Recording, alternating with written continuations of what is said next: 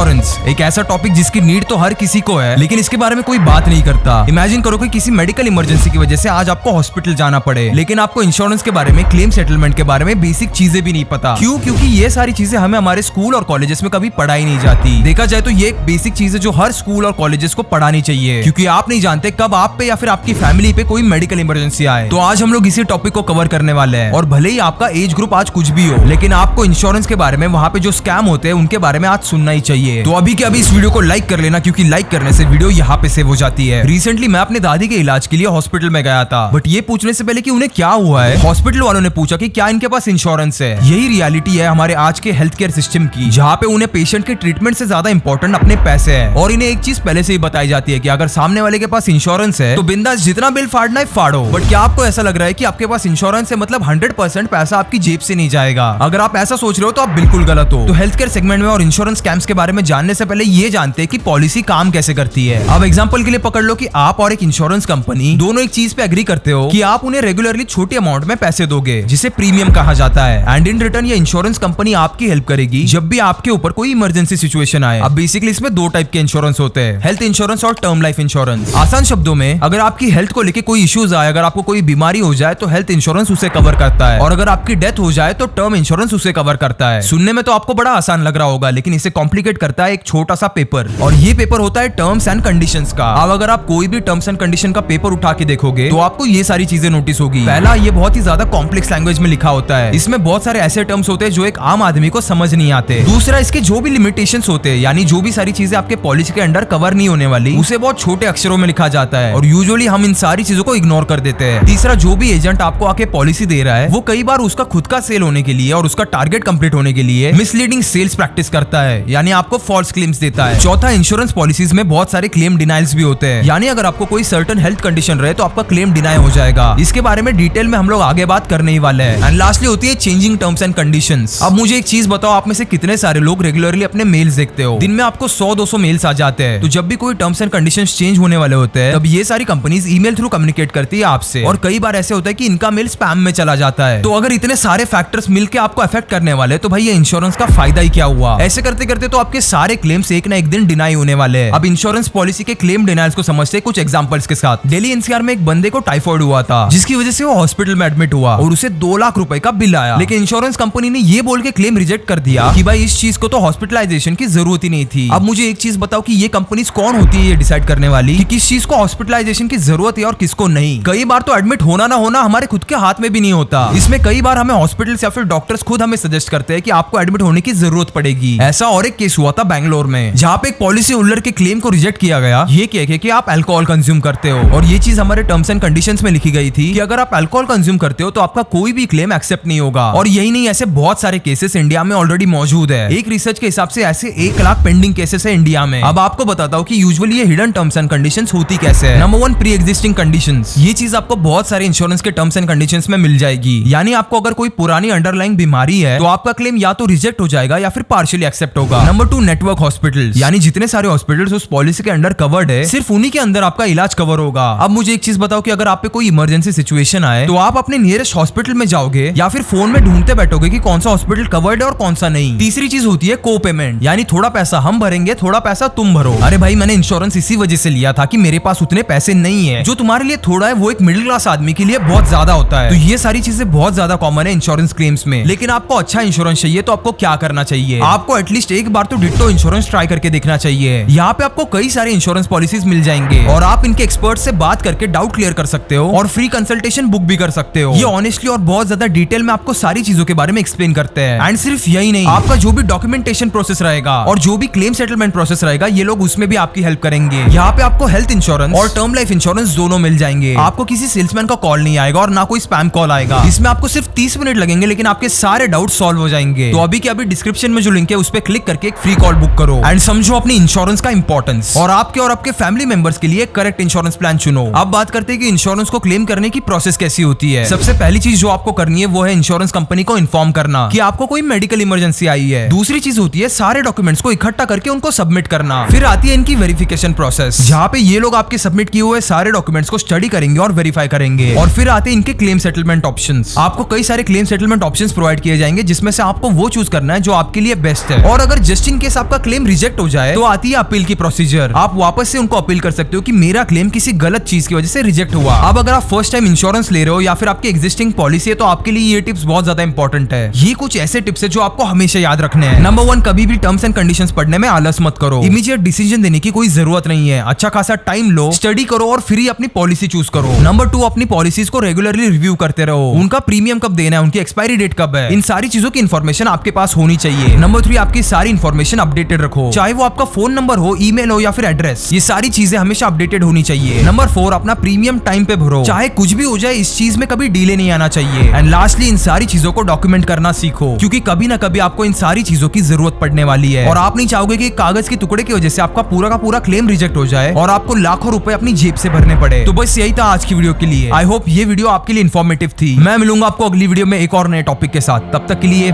Keep inspiring.